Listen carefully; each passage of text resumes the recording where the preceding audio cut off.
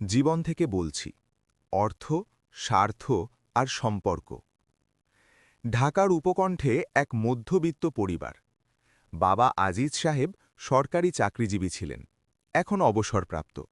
দুই ছেলে, রাকিব ও সাকিব।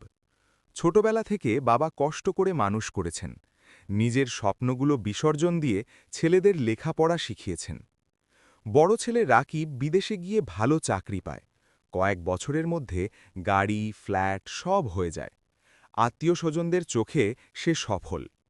ছোট ছেলে সাকিব দেশে থেকেই ছোট ব্যবসা শুরু করে, আয় কম কিন্তু বাবা মায়ের সঙ্গে থাকে।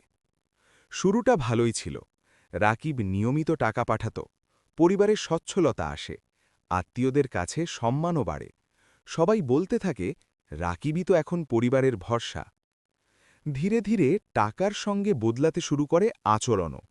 ফোনে কথা বলার সময়ে রাকিব মাঝে মাঝে বলে বসে, আমি না থাকলে এই সংসার চলত।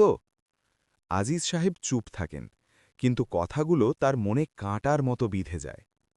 একদিন গ্রামের জমি বিক্রি নিয়ে আলোচনা হয়। রাকিব চায় জমি বিক্রি করে টাকা বিনিয়োগ করতে, সাকিব চায় জমি রেখে দিতে, এটাই তাদের শিকড়। আলোচনা তর্কে রূপ নেয়। রাকিব বলে, টাকা ছাড়া আজকাল সম্পর্কও টেকে না, বাস্তববাদী হও। সেদিন আজিজ সাহেব প্রথমবার কঠিন গলায় বলেন, টাকা দরকার, কিন্তু টাকাই সব না। অর্থ দিয়ে ঘর বানানো যায়, সংসার না। পরিস্থিতি আরও জটিল হয় যখন রাকিব জানতে পারে বাবা তার পাঠানো টাকার একটা অংশ সাকিবের ব্যবসায় সাহায্য হিসেবে দিয়েছেন। রাকিব ক্ষুব্ধ হয়ে বলে, আমার কষ্টের টাকা এভাবে দিচ্ছেন কেন? আজিজ সাহেব শান্তভাবে উত্তর দেন, তোর টাকা সংসারের টাকা, সংসারে যার দরকার তাকে দেওয়া অন্যায় না।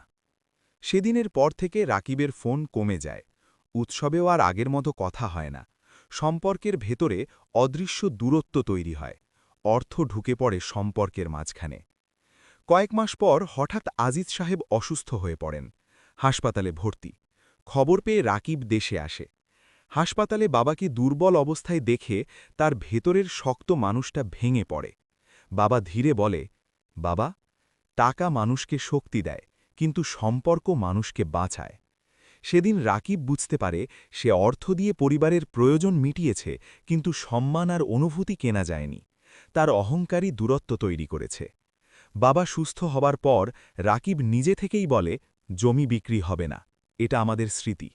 সে ছোট ভাইয়ের ব্যবসায় পাশে দাঁড়ায়, কিন্তু এবার আর শর্ত দিয়ে নয়, ভালোবাসা দিয়ে। সময় বদলায়, পরিবার আবার আগের মতো হয় না, কিন্তু নতুনভাবে গড়ে ওঠে। এবার ভিত্তি অর্থ না, বোঝাপড়া। অর্থ প্রয়োজন, কিন্তু অর্থ দিয়ে সম্মান কেনা যায় না। সম্পর্কের মধ্যে স্বার্থ থাকবে, কিন্তু স্বার্থ বেশি হলে সম্পর্ক ভেঙে যায়। আর যখন অর্থ স্বার্থকে উস্কে দেয়, তখন সম্পর্ক সবচেয়ে বেশি ক্ষতিগ্রস্ত হয়। সম্পর্ক টিকে থাকে পারস্পরিক সম্মান, দায়িত্ববোধ ও ভালোবাসায়।